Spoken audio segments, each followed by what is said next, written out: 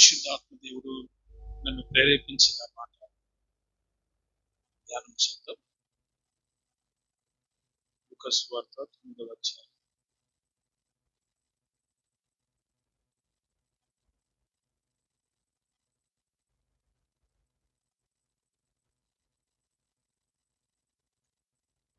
అరవై 62వ వాక్యం.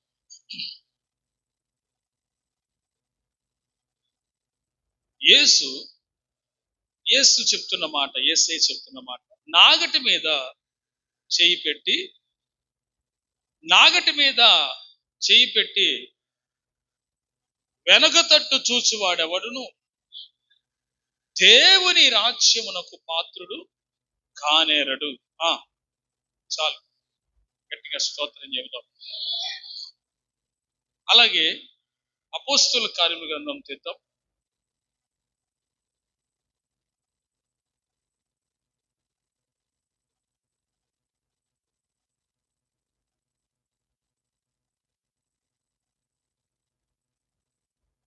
7వ అధ్యాయం. Acts chapter 7 verse 38-39. సీనాయి పర్వతం మీద తనతో మాట్లాడిన దేవదూతతోను మన పితరులతోనూ అరణ్యములోని సంఘమందుండి మనకిచ్చుటకు జీవవాక్యములను తీసుకుని వాడిద్దడే. ఇతనికి మన పితరులు లోబడనొల్లక ఇతనిని త్రోసివేసి తమ హృదయములో ఐగుప్తునకు పోగోరిన వారైరి. చాలు. ప్రభువా, ఈ వాక్యం ద్వారా మనతో మాట్లాడినట్లుగా అందరూ ఒక నిమిషం స్తోత్రాలు చెప్పండి. ఆపకుండా స్తోత్రం చెప్పండి. దేవునికి స్తోత్ర స్తోత్ర స్తోత్ర స్తోత్ర స్తోత్ర స్తోత్ర స్తోత్ర. మంచిది. కళ్ళు పైకి ఎత్తండి. దేవుని బిడ్డలారా, ఇక్కడ చదవబడినటువంటి ఈ యొక్క వాక్య భాగంలో నాగటి మీద చేయి పెట్టి వెనుగు తట్టు చూచువాడెవడును దేవుని రాజ్యమునకు పాత్రుడు కాడని వానితో చెప్పాను. ఇక్కడ ప్రభు అయిన యేసయ్య ఏం చెప్తున్నాడు? నా వైపు చూస్తూ వినండి, దొరకదు వదిలే, నా వైపు చూడండి, వాక్యం వినండి. ఇప్పుడు మీరు గమనించండి, నాగటి మీద చెయ్యి పెట్టి వెనుక తట్టు చూచువాడెవడు దేవుని రాజ్యమునకు పాత్రుడు కాదని చెప్పాడు. ఇక్కడ మనం అర్థం చేసుకోవాల్సింది ఏంటంటే, నాగటి మీద అంటే సపోజ్ నాగలి ఉంది అనుకుందాం, పని చేయటానికని వస్తానని చెప్పి చెయ్యి పెట్టి మరలా వెళ్ళిపోదాం అన్నట్టుగా వెనక్కి తిరిగి చూ. అదో పద్ధతి. 2, దేవుడు తాను ఏర్పరచుకున్న వారిని సేవకు పిలుస్తాడు. ఇక్కడ ఆ పై వచనాల్లో ప్రభు చెప్పిన మాట నేను మీకు వివరిస్తాను, ముందు శ్రద్ధగా ఆలకించండి.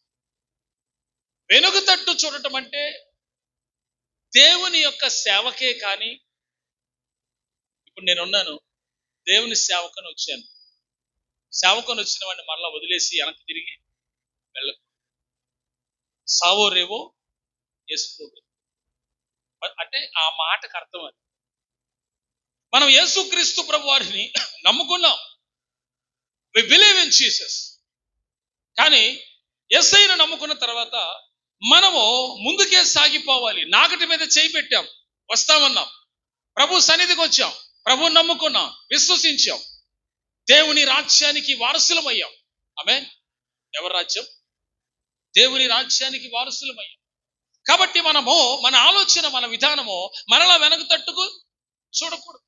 ఈ లోకం వైపు, లోక ఆశల వైపు మరలా తిరిగి మనం వెళ్ళకూడదు. మనము ఏం చూడాలంటే స్ట్రైట్ గా దేవుని రాజ్యం వైపు చూడాలి. మన ఆలోచన, మన విధానము, మన తలంపులు, మన ఊహలన్నీ నేను నా తండ్రి రాజ్యానికి వెళ్ళాలి అనే ఆలోచనే ఉండాలి. దేవుని స్తోత్రం. హల్లెలూయా. ఎందుకంటే నువ్వు విడిచిపెట్టింది లోకాన్ని.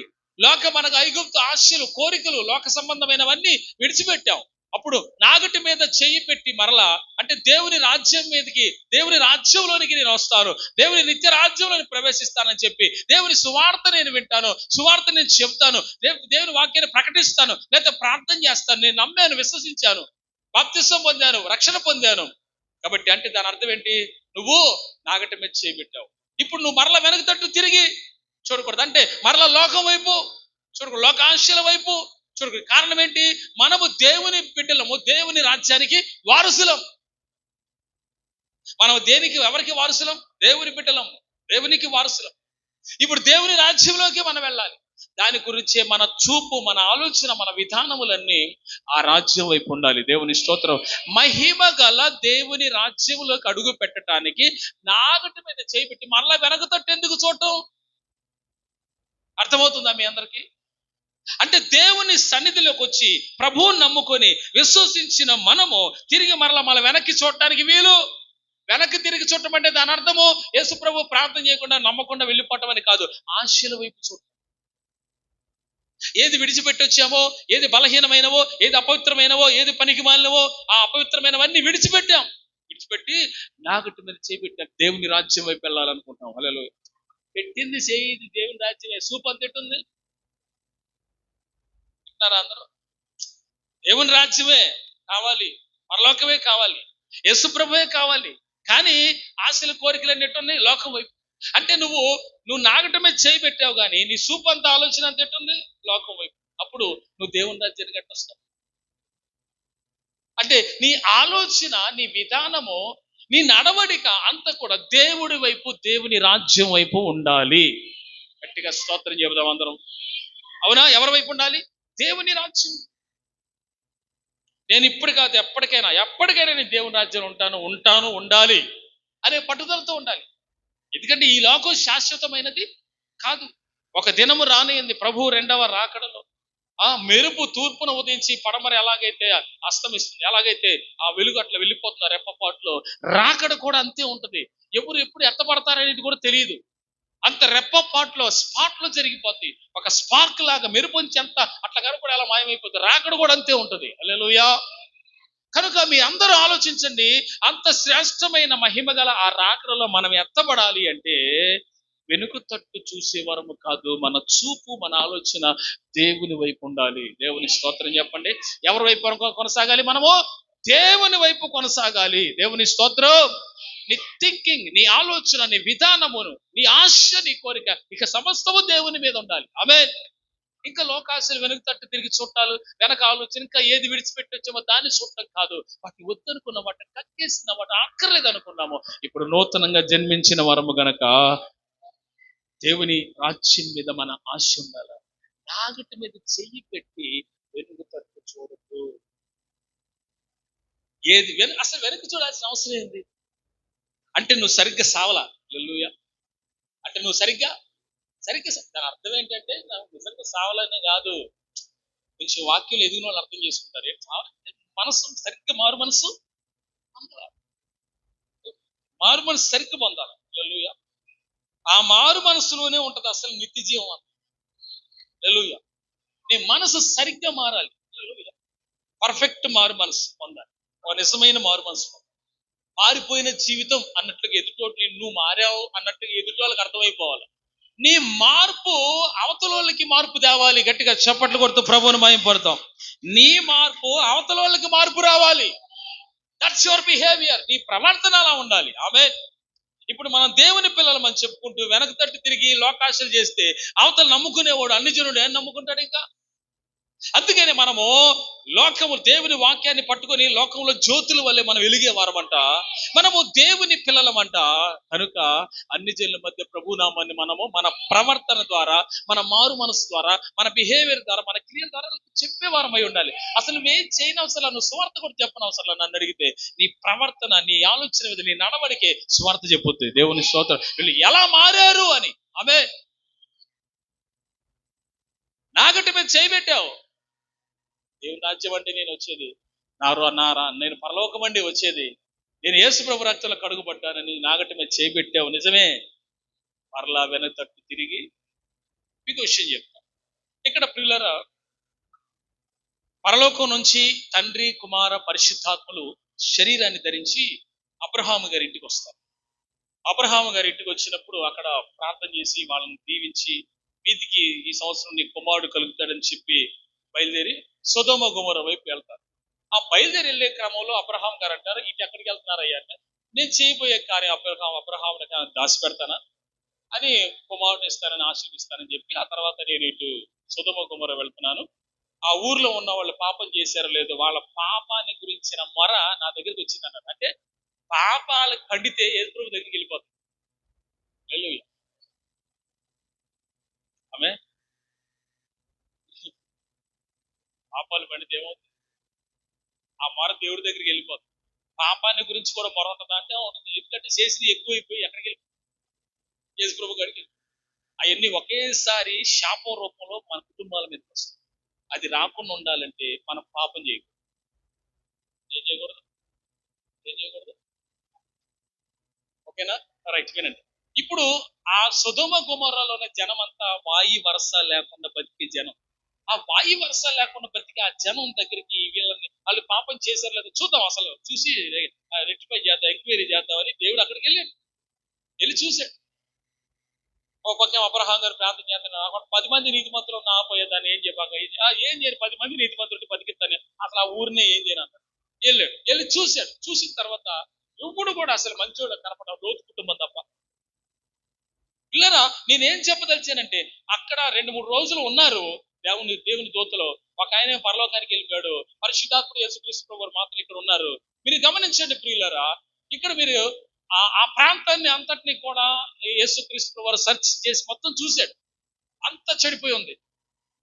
స్త్రీలతో స్త్రీలు, పురుషులతో పురుషులు, అసలు వాయు వరస లేకుండా తయారు. అసలు ఎంత ఘోరమైన పాప పట్టణం అది.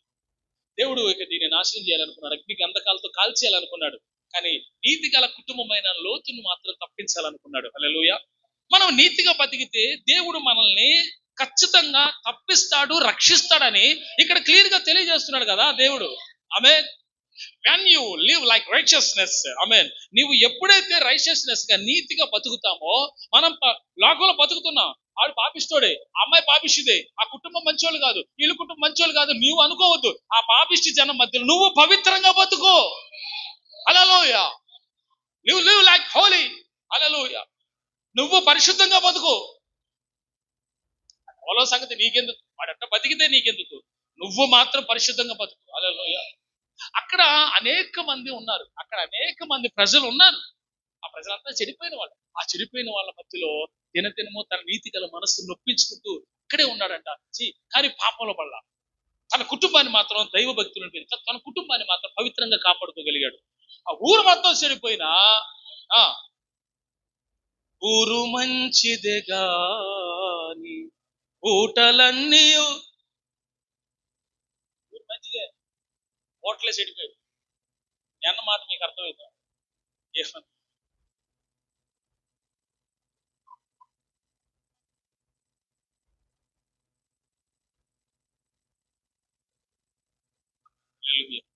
ఎట్టున్న ఏ ఓటు బాగుందో ఏ ఓటు బాగలేదో మనకేం తెలుసు. కానీ దేవుడి ఉద్దేశం ఏంటి? చెడిపోయిన ఓటలన్నిటిలో యేసు రక్తం పడాలి. దేవుని స్తోత్రం చెప్పండి.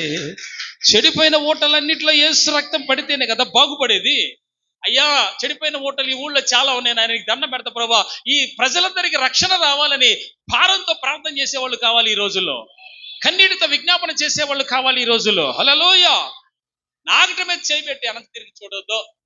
అక్కడ ఉన్నటువంటి లోతు కుటుంబాన్ని దేవుడు కాపాడి, ముందు ఇక్కడి నుంచి నీ కుటుంబాన్ని, భార్య, నీ బిడ్డలు, 2 బిడ్డలు తీసుకొని అర్జెంట్గా వెళ్ళిపోనంటే, 2 అల్లుళ్ళు వస్తానన్నారు కానీ రాలేదు, అల్లుళ్ళు మిగిలిపోయారు, నమ్మలేదు.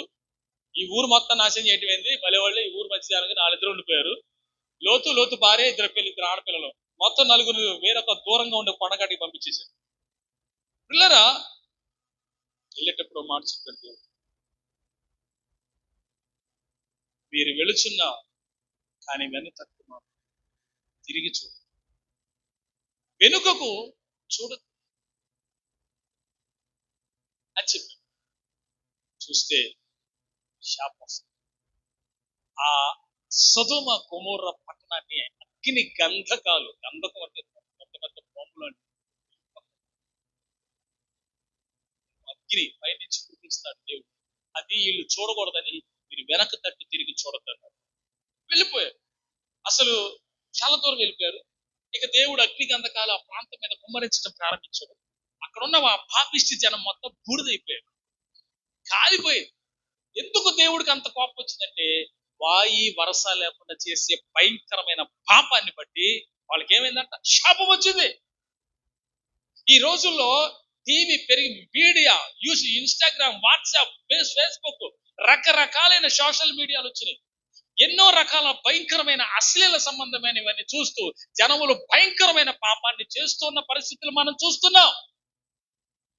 అయినా దేవుడు ఎందుకు నాశనం చేయట్లా? నోవాకు వాగ్దానం చేశాడు నేను చేయనని. అలాగే దేవుడి కొత్త నిబంధనలు ఉన్న ప్రజలందరినీ కూడా కాపాడుతున్నాడు, రక్షణలోకి వచ్చేవారు నడిపిస్తున్నాడు. తన కృపను, తన కనికరాన్ని ప్రజల మీద చూపించి తాను ఓపిక పడుతున్నాడు. ఇంకా ఈ రాకడ ఓపిక పడుతున్నాడు. కానీ ఎప్పుడైనా రాకడ రావచ్చు. ఈ దినముల్లో ఎలా ఉండాలి? ఒక్కొక్కళ్ళు హల్లెలూయా ప్రార్థనా పరులై ఉండాలి, రాకడికి సిద్ధపడే వాళ్ళై ఉండాలి. గట్టిగా స్తోత్రం చెబుదాం. వెనుతట్టు తిరిగి చూడొద్దు. ఎందుకు చూడాలి? లోకం వైపు ఏదైతే విడిచిపెట్టి వచ్చామో మరలా దాన్ని మనం చూడాలా?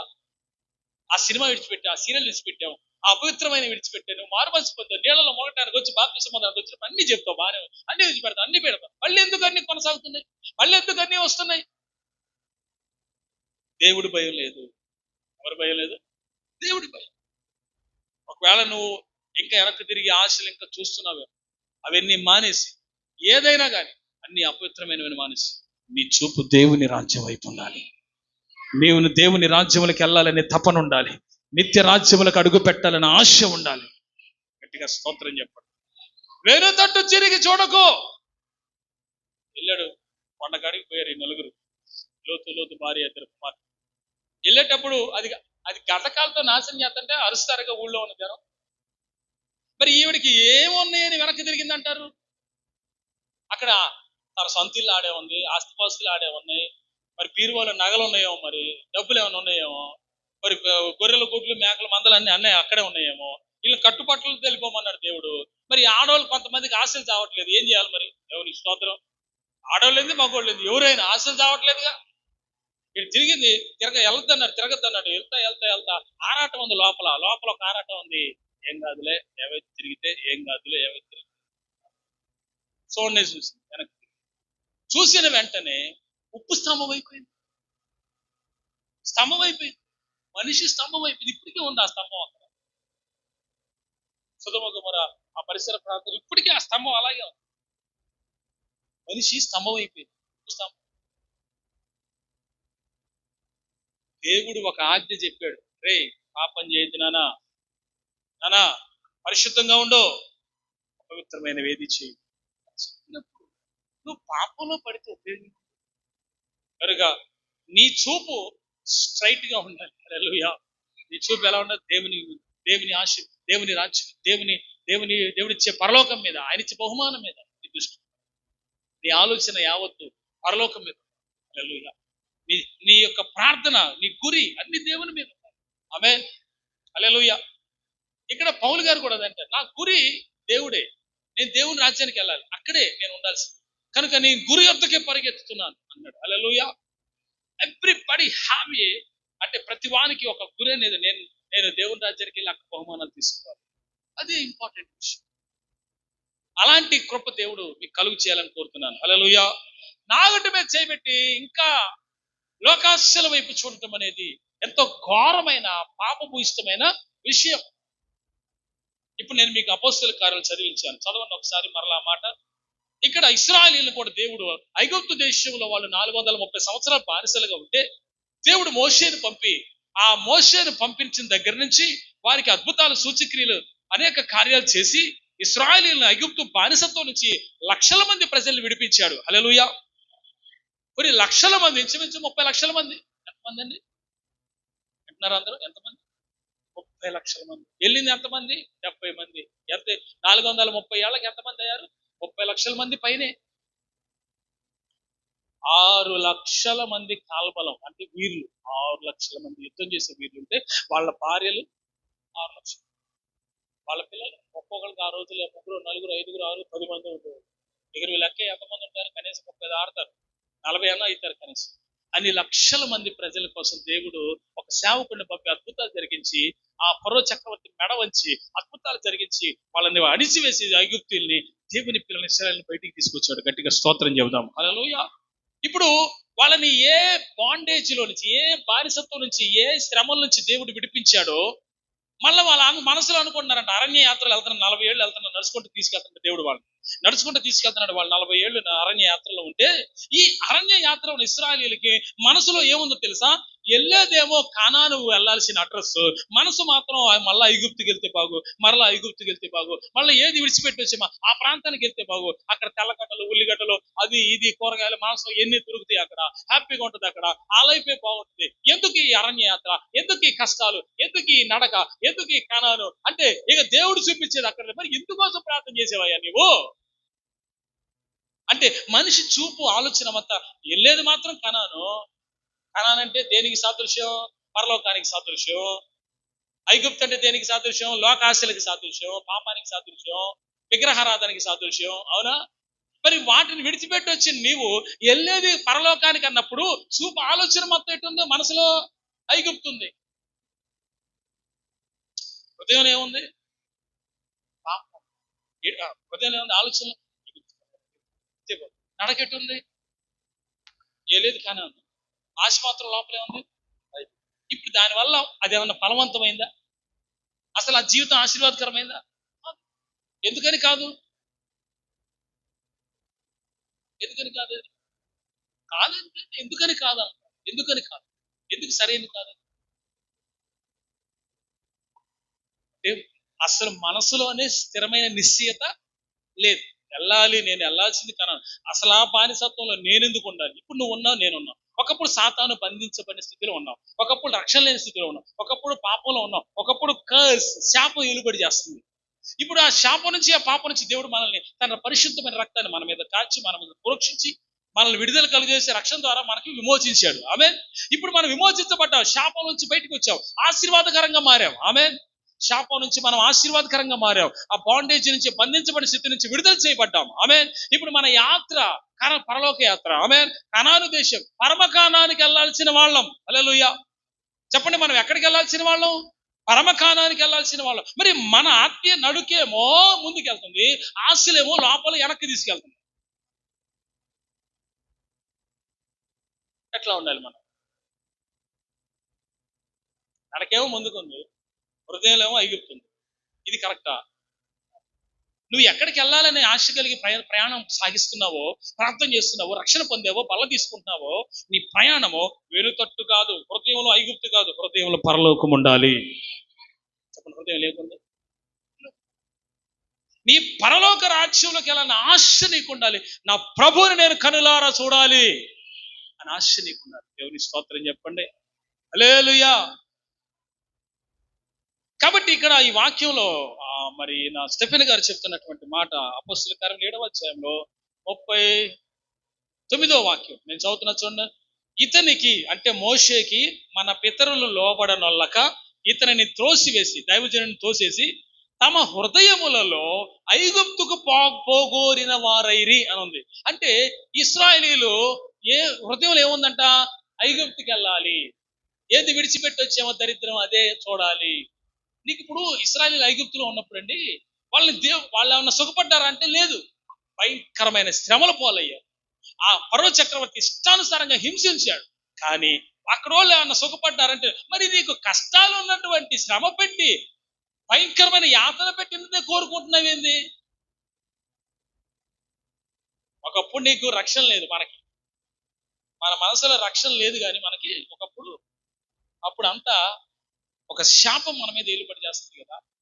మానసికంగా ఎంతగా శోభించుంటాం, ఎంత బాధపడి ఉంటాం.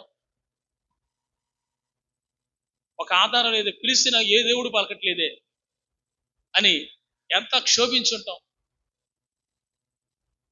కానీ యేసుక్రీస్తు ప్రభువారు మనల్ని ప్రేమించి రక్షణలోకి వచ్చిన తర్వాత కొన్ని సంవత్సరాలకి మనం చేసే ప్రార్థనను బట్టి ఏదో విధమైన దేవుని సహాయం మనకు కలుగుతుందా లేదా? గట్టిగా స్తోత్రం. నీ ప్రార్థనే నీకు సహాయంగా మారుతుంది. నీ ప్రార్థనే నీ కుటుంబానికి మేఘం అవుతుంది. ఇప్పుడు మేఘం ఏం చేస్తుంది? వర్షిస్తుంది. నీ ప్రార్థనే నీ కుటుంబానికి ఆశీర్వాదం, నీ ప్రార్థనే నీ కుటుంబానికి కాపుదల, నీ ప్రార్థనే మేఘం. హల్లెలూయా. నీ గురేంటి? పరలోకం. మరి వెనక్కి తిరిగి చూసి అలవాట్లు ఎందుకు అంటే లోకములో ఉన్న కొంతమంది జనులు, అందరూ కాదు, కొంతమంది జనులు దేవుని తట్టు రక్షణ, ప్రభువు చూసి రక్షణ పొంది కొంతమంది హృదయంలో వెనుక తట్టు చూస్తున్నారు. పైకి బాగానే కనపడుతున్నాం, భక్తిగా మంచి విశ్వాసాన్ని అనిపించవచ్చు. అంతరంగంలో ఏముందో నాకు తెలుస్తుందా? మీకు నా హృదయంలో ఉందో మీకు తెలుస్తుందా? అసలు మన సంగతి ఏంటో మనందరినీ చూసి ఏసైకి తెలుసండి. నేనేమంటానంటే, ఎదుగో ఆయన చూస్తున్నాడు కాబట్టి బాంబో విషయాలు మీరంతా ఏం చేయాలి, మనమంతా బహు జాగ్రత్తగా ఉండాలి. ఆయన చూస్తున్నాడు అన్న భయంతో ఇక్కడ ఎంతమంది ఉంటున్నారు నాకు తెలియదు, కానీ మీరంతా ఆయన చూస్తున్నాడన్న భయంతోనే జీవితాన్ని కొనసాగించాలి. God is seeing everything. దేవుడు సమస్తాన్ని చూస్తున్నాడు.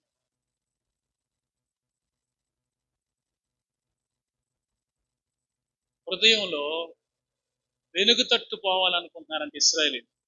లోతు భార్య వెనుకకు చూసిందంట.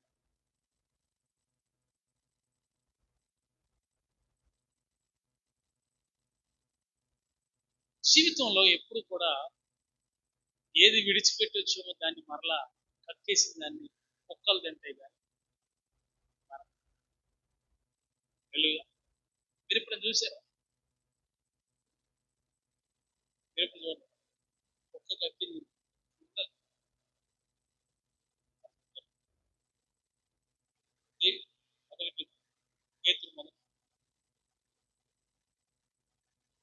అలా చెప్పండి. విడిచి వచ్చిన వాటిని, వదిలేసిన వాటిని తిరిగి మరలా మనం చూడకూడదు, వెళ్ళకూడదు, పాలు పంపులు పొందకూడదు. రైట్. ఇక్కడ మనం గమనించినట్లయితే పేతురు మొదటి, ఒక నిమిషం, పేతురు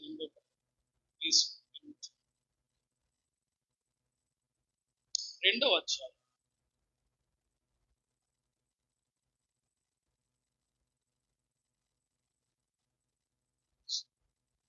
20 నుంచి. వారు ప్రభువును రక్షకుడైన యేసుక్రీస్తు విషయమైన అనుభవ జ్ఞానము చేత ఈ లోక మాలిన్యములను తప్పించుకునిన తర్వాత మరలా వాటిలో చిక్కుబడి, తలపైకి ఎత్తండి, నేను చదువుతున్నాను, కొంచెం వినండి. ఇక్కడ ఏమనుందంటే, వారు ప్రభువును రక్షకుడైన యేసుక్రీస్తు విషయమైన అనుభవ జ్ఞానము చేత ఈ లోక మాలిన్యములను తప్పించుకొనిన తర్వాత, అంటే ప్రభు అయిన యేసుక్రీస్తు గురించి బాగా తెలుసుకొని అనుభవం వచ్చిన తర్వాత, అర్థమవుతుందా? అనుభవం వచ్చిన తర్వాత ఈ లోక మాలిన్యము అంటే ఈ లోకంలో ఉన్న మురికి, ఈ లోకంలో ఉన్న అపవిత్రత, ఈ లోకంలో ఉన్న పాపం, శాపం, దరిద్రం, అంతా సకలమైన అపవిత్రత, దుర్నీతి నుంచి మనం తప్పించబడ్డాం. ఆమె అలా కొంతమంది తప్పించబడిన తర్వాత మరలా వాటిలో చిక్కుబడి, అంటే వెనక్కి ఎక్కడికి వెళ్తున్నారని, ఏది అపవిత్రమైన వదిలిపెట్టామో, ఏది విగ్రహారాధన అపవిత్రమైన వదిలిపెట్టామో, ఏది అపవిత్రమైన చేయకూడదని దేవుడు చెప్పాడు, మరలా ఆ పాపం వైపే, ఆ ఆశల వైపే, ఆ కోరికల వైపే, మరలా వాటి వైపే మరలా వెనక్కి తిప్పి నేను వెళ్ళిపోతానండి అంటే చేయంగా వెళ్ళకపోయినా హృదయంలో ఉంటే అంత చెప్పండి. హృదయము అన్నింటికి మోసకరం. నేను చెప్పాలా, బైబిల్ చెప్పి తీసుకెళ్ళగలను. అది ఘోరమైన ఈ హృదయమే నిన్ను మోసం చేస్తుంది. జాగ్రత్త. ఈ హృదయాన్ని ఎప్పటికప్పుడు నలకొట్టి, ప్రార్థనలో, ఉపవాసాల కన్నీటిలో నలకొట్టి దీన్ని స్వాధీనపరచుకుంటే ఇది దేవాలయంగా మారు. అప్పుడు ఉంటాడు యేసయ్య ఇందులో. సకల దుర్మార్గత, దుష్టత, పాప ఆలోచన తలుపులన్నీ కూడా హృదయంలో పెట్టేసుకుని సెట్ అవుతుంది. హల్లెలూయా. అంటే ఇక్కడ మనం ప్రకటించి మీకు చెప్పాల్సింది ఏంటంటే, మీరు పూర్తిగా అసలు ఈ లోక సంబంధమైన వెనుకకు మరలా, మరి మా వాళ్ళందరూ విగ్రహారాధికులంటే, మరి బాబు మరి పచ్చళ్ళు పిస్తారంటే పోవాలంటే వాళ్ళ దగ్గర కనబాగదు. పిల్లలు ఇంటికి తిరిగితే పోదు, ఇంటికాడ ప్రార్థన చేసుకుని తినండి. అర్థమైందా? ఇంటికి పెట్టి పిల్లలు ఎక్కడ పెట్టుకొని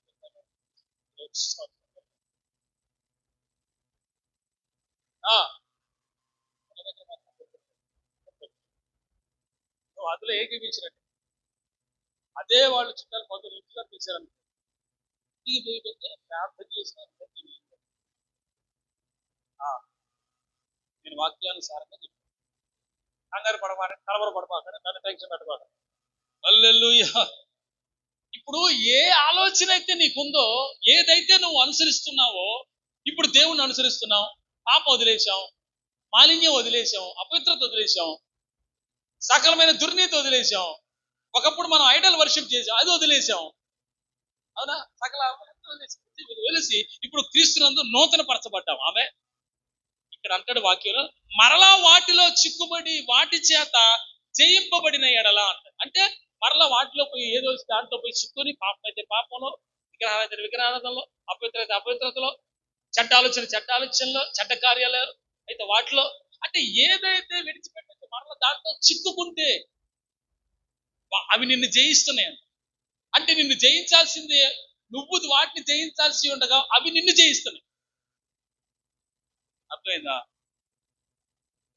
నువ్వు వాటిని జయించాలి. శరీరాశ, నేత్రాశ, జీవము, అపవిత్రమైన ఏదైనా ఉన్నా వాటి నువ్వు జయించాలి. You can get overcome that. ఆమె నువ్వు ఖచ్చితంగా వాటిని జయించాలి. ఆమె పెట్టినారా అందరూ? గట్టిగా స్తోత్రం చెప్పండి అందరూ. నువ్వు వాటిని జయించాలండి, అవి నిన్ను జయించకూడదు. అంటే అది జయించడం అంటే ఎట్లా? అది నేను బలహీన పెడుతున్నప్పుడు, ఆ పాప తలపులు ఆలోచనలు బలహీన పెడతాను, నువ్వు అది నిన్ను బలహీన పెడతాను, నువ్వేం చేయాలి? దాన్ని జయించగలగా, ప్రార్థన చేసి జయించగలగా. చిచి ఆలోచన చిచి నేను తలపు మళ్ళీ అన్నీ ప్రార్థనలో కూర్చో, వాక్యం చదువుకోవడం, జయించే శక్తి, లోబడిపోకూడదు. అదవుతుందండి. ఒకవేళ వాటిలో చిక్కుబడి వాటి చేత జయింపబడిన ఎడల, ఇక అవే నిన్ను జయిస్తున్నాయి అనుకో, అవే ఏమన్నా విడిచిపెట్టి వచ్చినాయి, వారి కడవరి స్థితి మొదటి స్థితి కంటే మరి చెడ్డదగును. అంటే ఇప్పుడున్న స్థితి కంటే ఇంకా ఘోరంగా తయారవుతుంది. ఆ మాట చదవండి, మీరు చేత చదివించాలి, నేను చెప్తాను కాదు, మీరు చదవండి. వారి కడవరి స్థితి ఏముంది అక్కడ? ఎవరాళ్ళు వెనక్కి మరలా పోయారే, మళ్ళా వెనక్కి వెళ్ళిపోయారే, ఆశలు, కోరికలు, పాపం, తలపులు అన్ని, అవునా, ఏది విడిచిపెట్టారు, అన్ని మళ్ళీ చేయడానికి పోయారు. వాళ్ళ గురించి మాట్లాడుతున్నాడు. వాళ్ళ పరిస్థితి అంట, వాళ్ళ కడవరి స్థితి మొదటి స్థితి కంటే ఆగండి ఏంటంట, ఇప్పుడున్న స్టేజ్కి కంటే వాళ్ళది ఇంకా ఘోరంగా తయారైంది. ఎందుకని?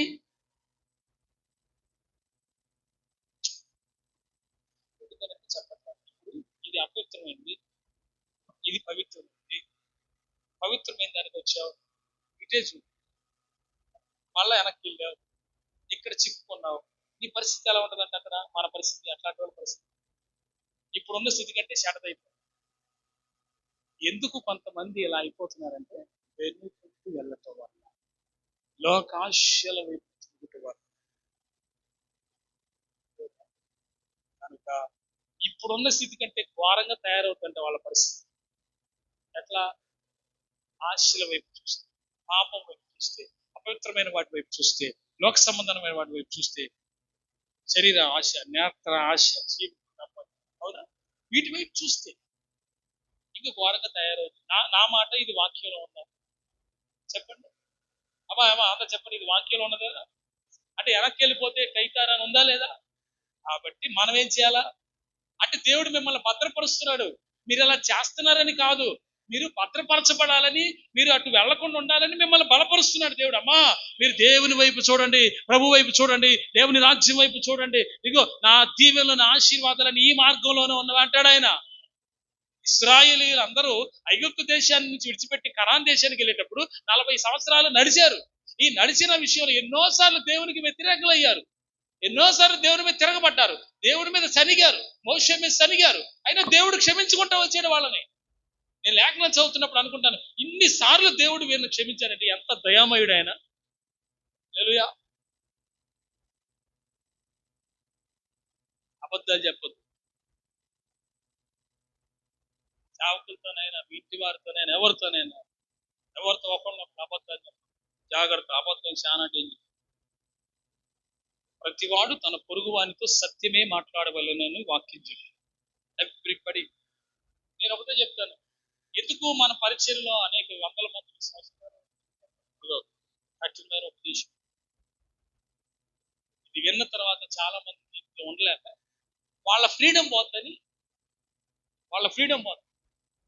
వాక్యం ఉంది కనుక వాక్యం పర్ఫెక్ట్గా ప్రకటించబడుతుంది, నిలవలేదు. హల్లెలూయా.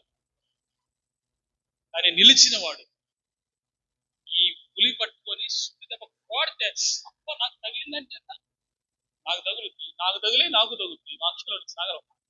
ఏంటమ్మా నేను ఏమైనా పర్ఫెక్టా? అందరం కూడా లోకంలో ఉన్న మనుషులందరం ఎవరు మనల్ని మనం చెక్కుకుంటూ వెళ్ళాలి. దేవుడు మనల్ని చెక్కుతుంటాడు. హల్లెలూయా. దేవుడు మనల్ని చెక్కుతున్నప్పుడు ఆయన నువ్వెందుకు నన్ను ఎట్లా చెప్తున్నా అనొచ్చా? ఆయన మనల్ని చెక్కుతున్నప్పుడు ఒక అద్భుతమైన శిల్పంగా ఆయన పోలికలో మనల్ని తయారు చేయాలనుకున్నప్పుడు మనం ఆయనకు అప్పగించుకోవద్దా? అవే ఎంతమందికి ఇష్టం? నన్ను యేసయ్యా నువ్వు చెక్కు, నీ పోలికలోకి నన్ను చెక్కు అని ఎంతమంది ఇష్టపడుతున్నారు మీరు? నేను ఇష్టపడతానండి. అయ్యా నీ పోలికలో నువ్వు చెక్కకపోతే, నీ చేతిలో నేను లేకపోతే, బాబోయ్ నా సొంతంగా నేను నీలాగా అవ్వగలనా? అవ్వను. ఆయన లాగా నేను మారాలంటే ఆయన చేతిలోనే ఉండాలి. ఎందుకంటే శిల్పకారి ఆయన తయారు చేసేది ఆయన. ఏది ఆత్మీయంగా ఆయన లాగా మారాలి, యేసయ్యలాగా అని చెప్పండి. పక్క వాళ్ళతో ఈ రోజు నుంచి యేసయ్యలాగా మారాలి చెప్పండి.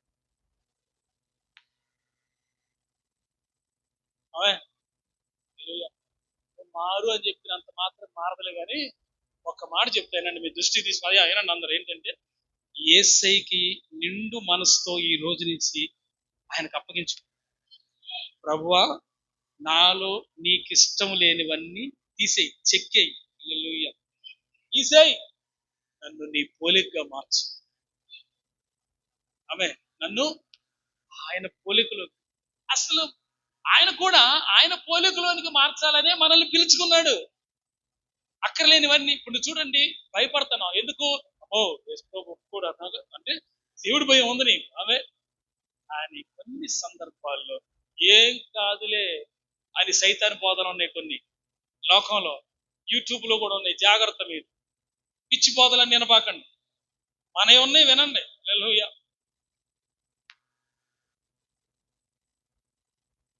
ఇప్పుడు ఎటు చూడాలి? వెనక్కి చూస్తావా ముందు వెనక్కి చూస్తావా ముందు వెనక్కి దగ్గర తిరగచ్చా? ఆశల వైపు వెళ్ళచ్చా? శరీరాశల వైపు మళ్ళీ వెళ్ళచ్చా? నేత్రాశ వైపు వెళ్ళచ్చా? మనం ఏది విడిచిపెట్టామో అవునా? అవి మళ్ళీ నీలోకి వచ్చి నిన్ను జయించకూడదు. నువ్వు వాటిని జయించి చంపేయాలని. ఆమె వాటిని చంపితే నువ్వు బతుకుతావు. ఇదే మాట ఇవ్వాలి. వాటిని చంపితే నువ్వు బతుకుతావు. అవే అని చెప్ప శరీరం చంపితేనే నేను బతుకుతా. అవే అవి మనల్ని ఓవర్కమ్, అవి మనల్ని జయిస్తే నేను మనం సచ్చినట్టు. వాటిని మనం జయించామని మనం బతికినాం. ఈ మాట పౌలు గారు చెప్పారు. ఆ మాట గట్టిగా స్తోత్రం చెబుదాం. ఓకే, ఇప్పుడు వెనకకు చూసినటువంటి వారి పరిస్థితి కడవరి స్థితి కంటే మరి స్థితి చెత్తదైపోతారు. అవునా? ఓకేనా? అట్లా ఉండకుండా వెనక్కి చేరకుండా మన చూపంతా, మన ఆలోచన, మన విధానాలన్నీ ఇదిగో నేను యేసు వైపు, ఇదిగో నేను దేవుని రాజ్యం వైపు, అక్కడ బహుమానాలు పొందా, దాని మీద ఉండాలి. యువర్ కాన్సన్ట్రేషన్, నీ ఆసక్తి, నీ ఆలోచన విధానం దేవుని రాజ్యం మీద. అక్కడ ఎవరున్నారండి ఉండటానికి అంటవా? యేసు ప్రభు ఆడే ఉన్నాడు. వాళ్ళు పంపింది పరిశుద్ధాత్మని ఇక్కడ. హల్లెలూయా. ఓకేనా? ఆయన అక్కడ ఉన్నాడు, తండ్రి ఉన్నాడు. అవునా? అక్కడ దేవదూతలు ఉన్నారు, సరాపులు, కెరూబులు ఉన్నారు, సకల పరిశుద్ధులు ఉన్నారు. అవే అవునా? అక్కడ అబ్రహాము ఉన్నాడు, ఇస్సాకు ఉన్నాడు, యాకోబు ఉన్నారు, అపోస్తలులు పౌలు. అసలు కొన్ని కోట్ల మంది విశ్వాసులు, సకల పరిశుద్ధులు అక్కడ ఉంటే హల్లెలూయా, దాని మీద అది ఎవర్ లాస్టింగ్, నిత్య జీవం. అది ఈ దృష్టి కనబడే వాటి మీద ఆసక్తి ఎక్కువ అవ్వకూడదు. అదృశ్యంగా ఉన్న దేవుని రాజ్యం మీద నీకు మనసు ఉండాలి.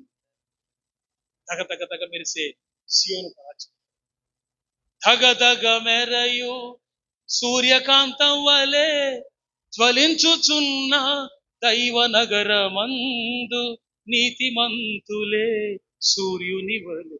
నీతిమంతులే సూర్యులాగా వెలుగుతారు అక్కడ.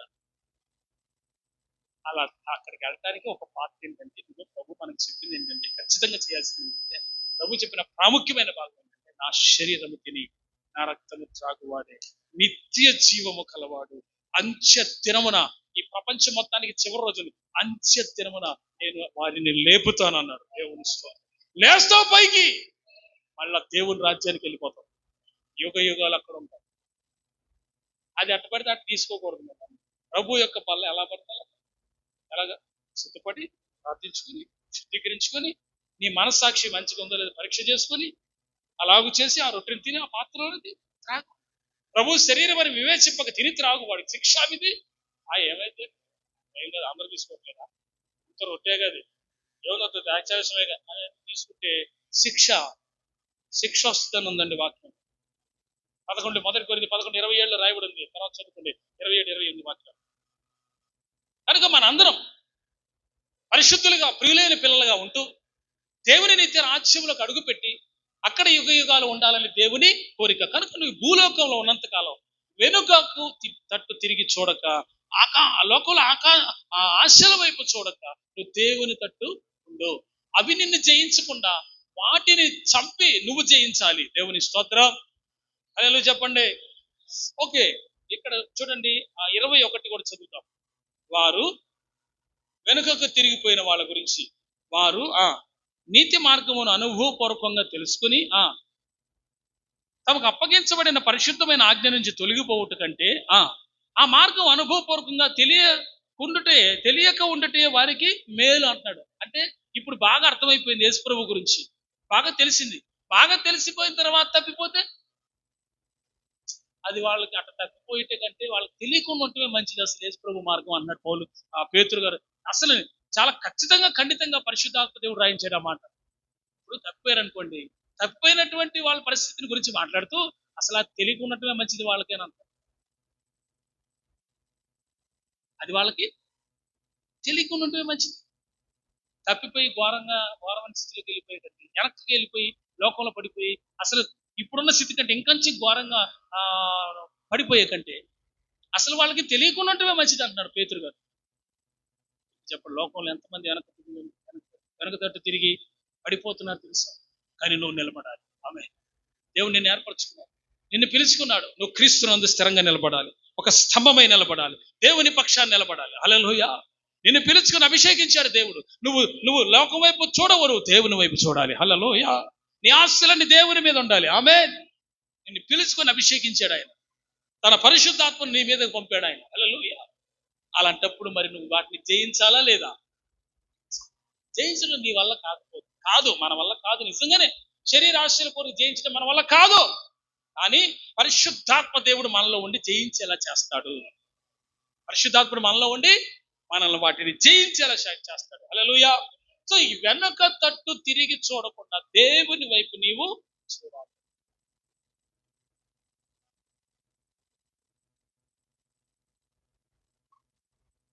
కాబట్టి ఈ విషయాన్ని గమనించు.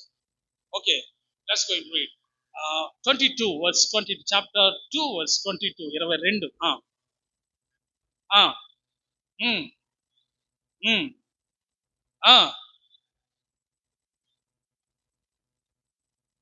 ఇప్పుడు చూడండి ప్రియులారా, అంటే దేవుడు ఆ వెనుకకు పోయిన వారిని గురించి ఎంత ఘోరంగా, అంటే ఎంత ఖండితంగా రాయించాడు చూడండి. వెనతట్టు తిరిగిపోయారు, అసలు లోకంలో పడిపోయారు, అసలు చర్చికే రావట్లేదు, అసలు లోకానుసారంగా జీవిస్తున్నారు. నేను చాలా మందిని చూశాను పిల్లారా. నేను సేవకు వచ్చి 18 సంవత్సరాలు అవుతుంది.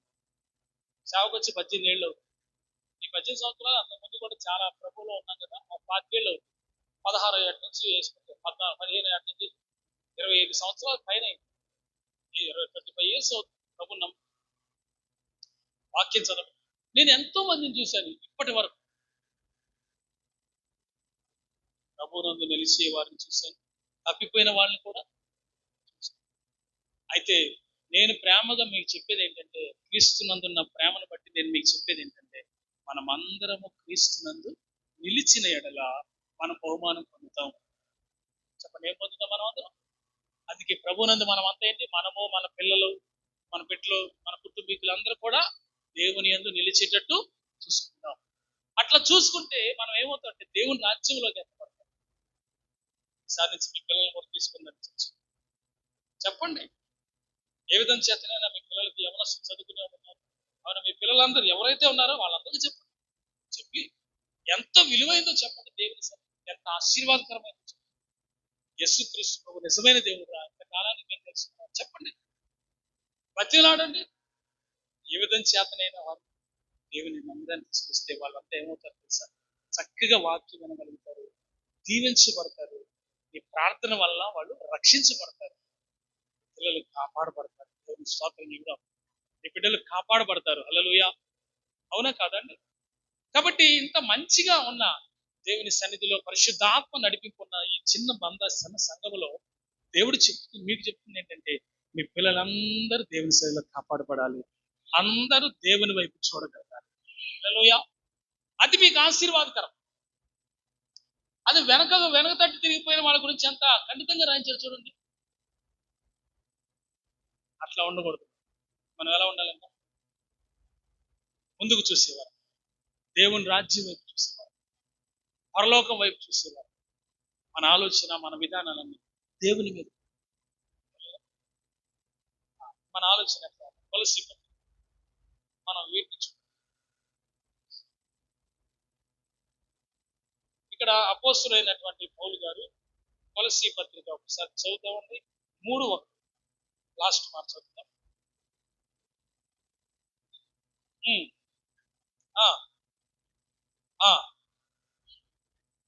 క్రీస్తు దేవుని కుడిపార్శ్వమున కూర్చుండి ఉన్నాడు. పైనున్న వాటి మీదనే కాని భూ సంబంధమైన వాటి మీద మనస్సు పెట్టుకొనకుడి. హల్లెలూయా. మీరు మృతి పొందితిరి. మీ జీవము క్రీస్తుతో కూడా దేవుని యందు దాచబడి ఉన్నది. హల్లెలూయా. ఇప్పుడు మనం చూడాల్సింది ఏంటి? పైనున్న వాటిని. వాక్యంలో ఉందా లేదా? మీరు పైనున్న వాటిని వెతకడం ఉందా లేదా? అంటే మనం పైన ఏమున్నాయో వెతకాలి. ఏమున్నాయి? పరిశుద్ధత ఉంది, పరలోకం ఉంది, దేవుని రాజ్యంలో పరిశుద్ధులు ఉన్నారు, మా బహుమానాలు ఉన్నాయి. అవునా? పైనున్న వాటి మీదే మన దృష్టి ఉండాలి. భూ సంబంధమైన వాటి మీద మీ మనసు మరి మనసు ఏడంటుంది? మనకి పొద్దున్న లేస్తే ఏడుంటుంది? పొద్దున్న లేసేమంటే చిన్న ప్రార్థన, ఏసయ్యా మీకు వందనాలు. ఆ ప్రార్థన చేయలేను కానీ చేయటం చీపురు పట్టడం. నేనేమంటానంటే కొంచెం ఎక్కువ సమయం ప్రార్థన, కనీసం ఉదయం లేసి ఒక్క గంట కన్నీటితో చేయి. మామూలుగా చేయొద్దు, చేతి చేయండిలే కానీ మామూలుగా కన్నీటితో చేయి. ఆ ప్రార్థన ఆ దినమంతా నిన్ను కాపాడు. ఆ ప్రార్థన నీ భర్త బయటికి వెళ్తే తిరిగి క్షేమంగా ఇంటికి వస్తాడు. నీ పిల్లలు స్కూల్కి వెళ్తే క్షేమంగా తిరిగి ఇంటికి వస్తారు. ఈ ప్రార్థన ఈ పిల్లల చదువుకు సహాయపడదు. ఇది వాస్తవం. కనుక మీరు పైన ఉన్న వాటి భూ సంబంధమైన మనసు పెట్టుకున్నారనుకో, భూ సంబంధమైనవి ఎన్నో వాటి మీద ఎందుకు మనకి? దేవుని మీద ప్రభావం దీవించు. ప్రార్థన చిన్న ప్రార్థన వాక్యం